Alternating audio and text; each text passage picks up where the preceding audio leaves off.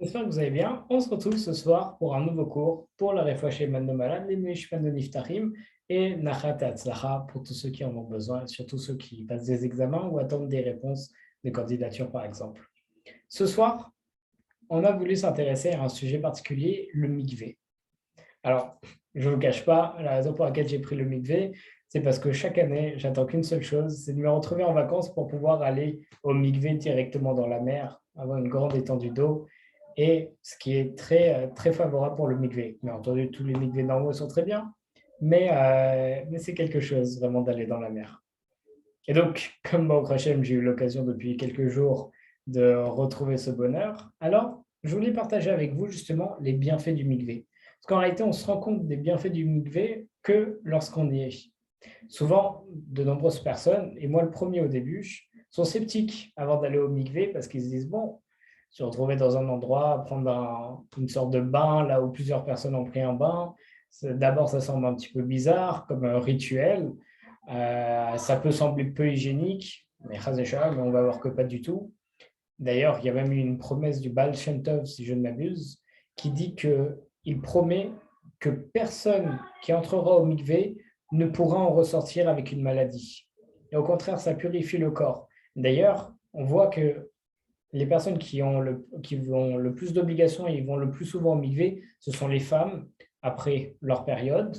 Et justement, les femmes ont même l'interdiction de se tremper si elles ont sur elles des verrues ou des infections ou ce genre de choses. Elles ont l'interdiction d'aller au mikvé. Donc on voit que même là, Chachamim, nos sages, ils ont prévu justement pour que l'eau reste toujours propre et qu'on garde toujours cette beauté et cette pureté dans le mikvé.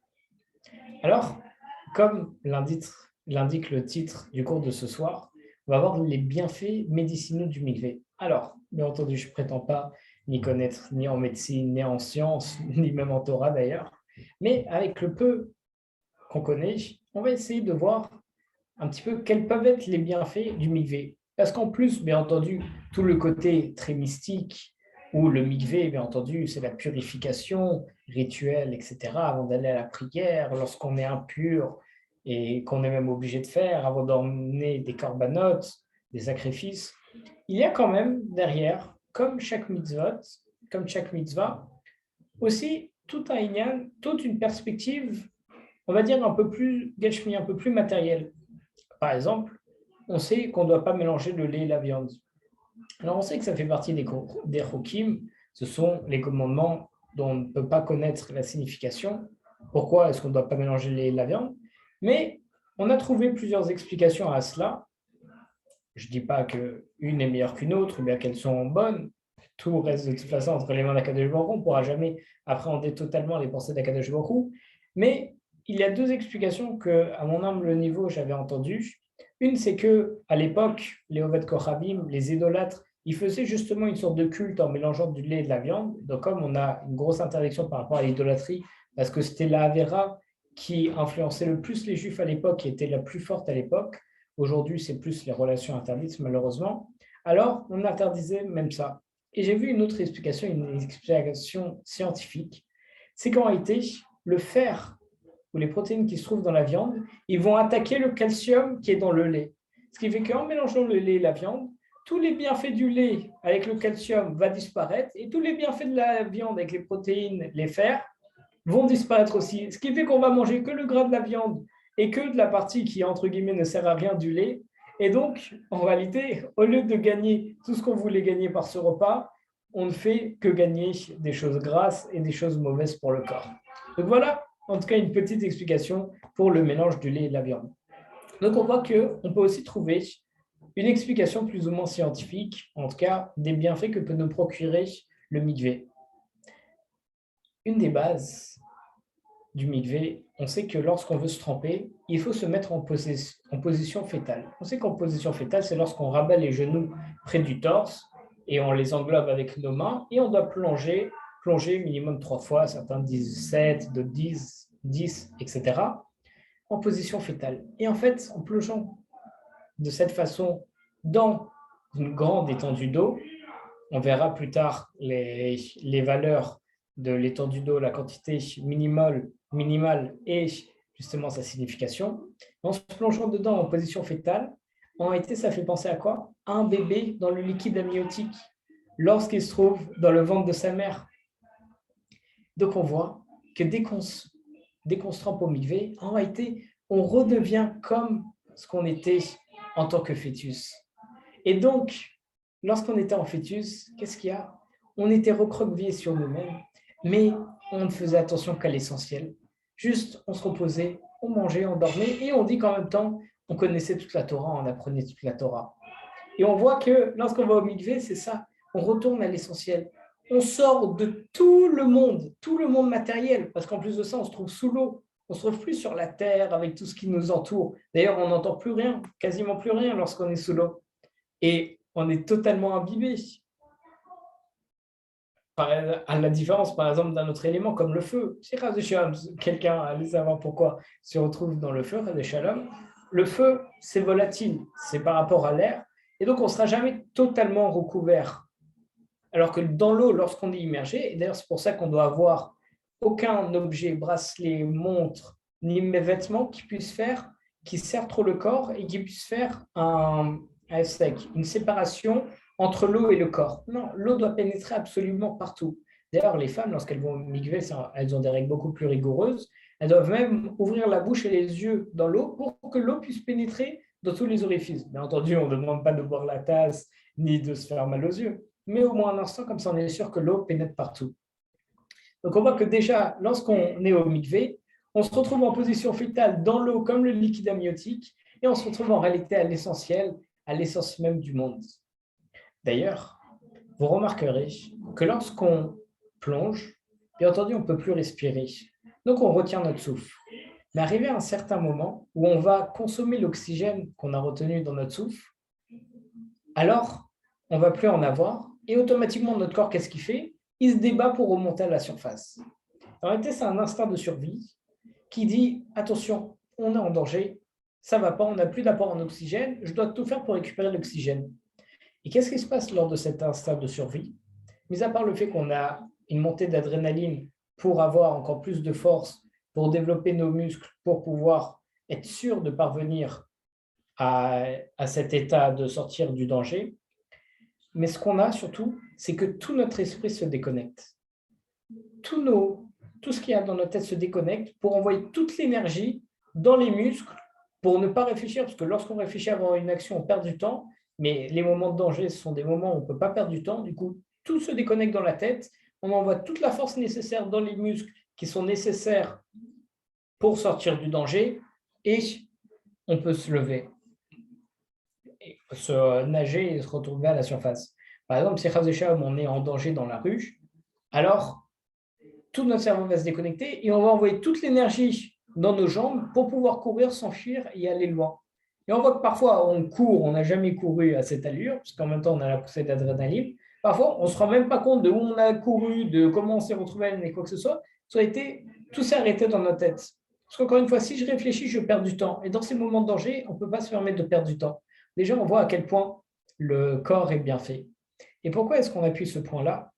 C'est que lorsque je vais me retrouver dans le mikvé, sous l'eau, je vais retenir mon souffle et je vais essayer de rester un maximum de temps. Comme ça, mon esprit va se déconnecter. Et c'est ça ce qu'on cherche, c'est cet état-là. Ceux qui arrivent à atteindre ce niveau dans le mikvé, ce qui est faisable par tous, où on plonge et on reste dans l'eau jusqu'à ce que vraiment on manque vraiment d'oxygène, pas que ce soit dangereux, qu'on manque d'oxygène et que notre esprit commence à se déconnecter pour pouvoir nous propulser vers le haut, alors on verra que lorsqu'on ressortira de l'eau, on sera un nouvel homme. Pourquoi? Parce qu'on a déconnecté tout ce qui était dans notre tête.